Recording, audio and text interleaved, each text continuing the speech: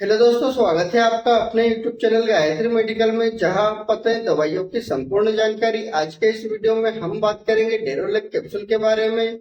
यह एक प्रोबायोटिक दवा है और इसे एरिस्टो कंपनी द्वारा बनाया जाता है। जानेंगे इस कैप्सूल में कौन कौन से इंग्रेडिएंट्स मिलाए जाते हैं और यह कैप्सूल किन किन कंडीशन में यूज किया जाता है, इस कैप्सूल का क्या डोज रहता है और इस कैप्सूल से क्या क्या साइड इफेक्ट हो सकते हैं और यह कैप्सूल आपको मार्केट में कितने रुपए में मिल जाता है।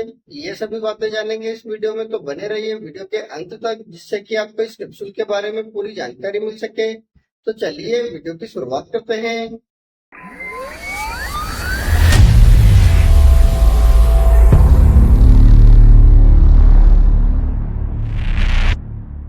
डेरोलेक की बात करते हैं तो यह एक प्रोबायोटिक दवा है और यह आपको कैप्सूल, पाउडर तथा लिक्विड के फॉर्म में मार्केट में आसानी से मिल जाता है।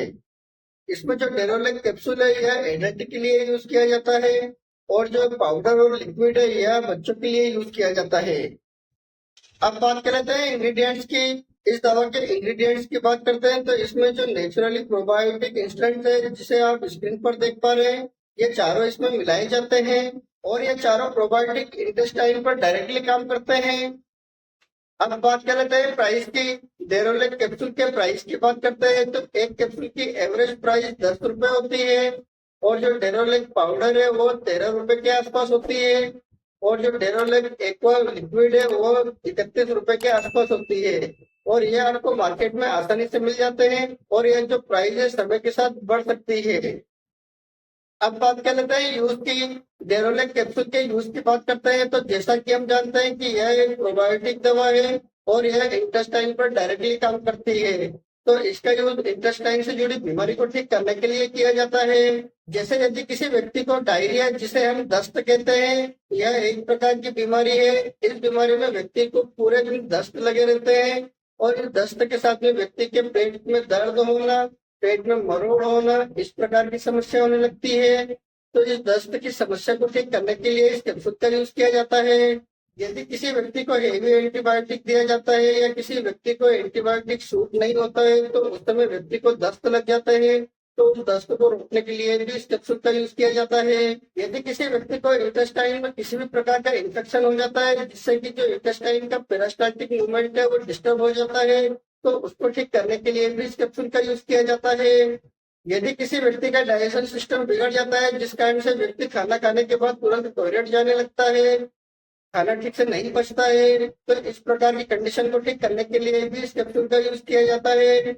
यदि किसी व्यक्ति को आईबीएस की समस्या हो जाती है तो उस समस्या को ठीक करने के लिए इस कैप्सूल को सपोर्टिव मेडिसिन के रूप में यूज किया जाता है। ओवरऑल यदि बात की जाए तो इंटेस्टाइन से जुड़ी सभी प्रकार की समस्या को ठीक करने के लिए इस कैप्सूल का यूज किया जाता है। अब बात कर लेते हैं साइड इफेक्ट की।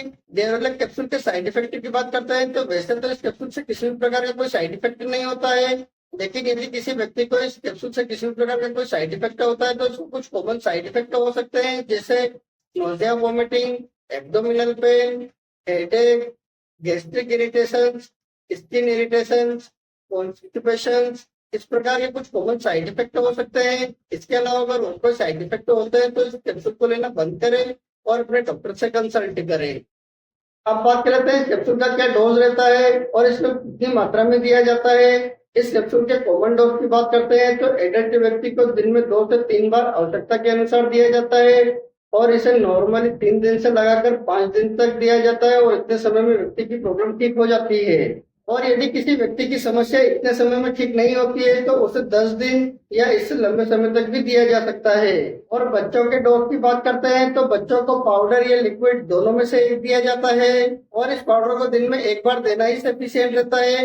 लेकिन यदि किसी बच्चे को ज्यादा फायदा नहीं मिलता है तो उसे दिन में 2 बार भी दिया जा सकता है। और जो यह पाउडर है इसे पानी या दूध में मिलाकर दिया जाता है और जो डेरोलेक एक्वा लिक्विड है उसे डायरेक्टली दिया जाता है। और जब यह कैप्सूल एडल्ट व्यक्ति को दिया जाता है तो साथ में कुछ मेडिसिन भी दी जाती है, जैसे ओआरएस पाउडर, जिसे हम इलेक्ट्रॉल पाउडर के नाम से जानते हैं।